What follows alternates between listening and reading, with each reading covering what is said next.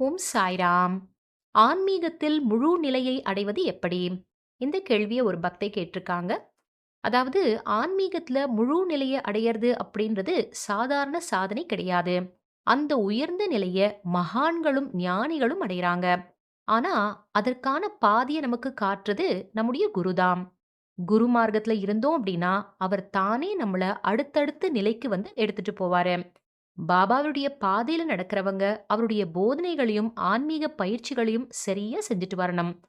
காமம், குரோதம், லோபம், மோகம், மதம், மாத்சரியம், அதாவது இச்சை, கோபம், பேராசை, பற்றுதல், அகம்பாவம், பொறாமை ஆகிய இந்த 6 எதிரிகளை முதல்ல வெல்லணும்.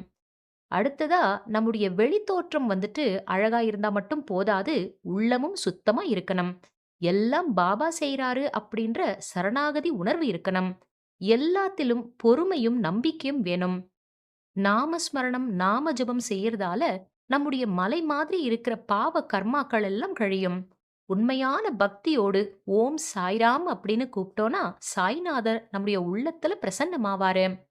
ஹனுமனைப் போல ராம நாமத்த பல கோடி முறைகள் வந்து சொல்ல பழகிக்கணும். பாபா பசிச்சவங்களுக்கெல்லாம் அன்னம் கொடுத்த மாதிரி நாமளும் அந்த உயர்ந்த சேவையை செய்யணும். எல்லா உயிர்களிலும் சாய பார்க்கிற மனநிலைய வளர்த்துக்கணும். ஜாதி மத பேதம் இல்லாம எல்லோரையும் அன்போடு அணுகணும்.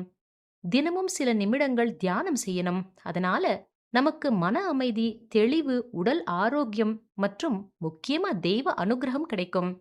பகவத்கீதை, சிவபுராணம், ஸ்கந்த புராணம், ஸ்ரீ சாய் சச்சரிதம் மாதிரி சாஸ்திரங்களையும் நூல்களையும் படிச்சு ஞானத்தை வளர்த்துக்கணும். விநாயக் ஹரிಶ್ಚಂದ್ರ தாக்கூர் அப்படின்றவர்கிட்ட பாபா என்ன சொல்லியிருக்கார் அப்படின்னா, வெறும் புத்தகம் படிக்கிறது மட்டும் போதாது, நீ படிச்சத முதல்ல சிந்திச்சு செயல்படணும். இல்ல அப்படின்னா ஒரு பிரயோஜனமும் கிடையாது. குருவினுடைய கருணை இல்லாம வெறுமனே ஒரு புத்தகத்தை படிக்கிறதோ இல்ல சுய உணர்தல் இல்லாம இருக்கிறதோ ஒன்னுத்துக்கும் உதவாது அப்படின்னு சொல்லியிருக்காரு.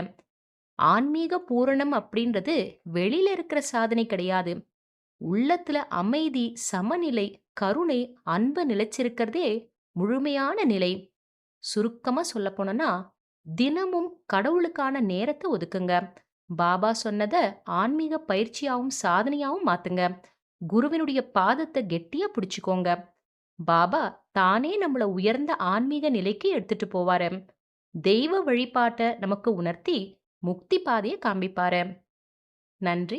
ஜெய் சாய்ராம்.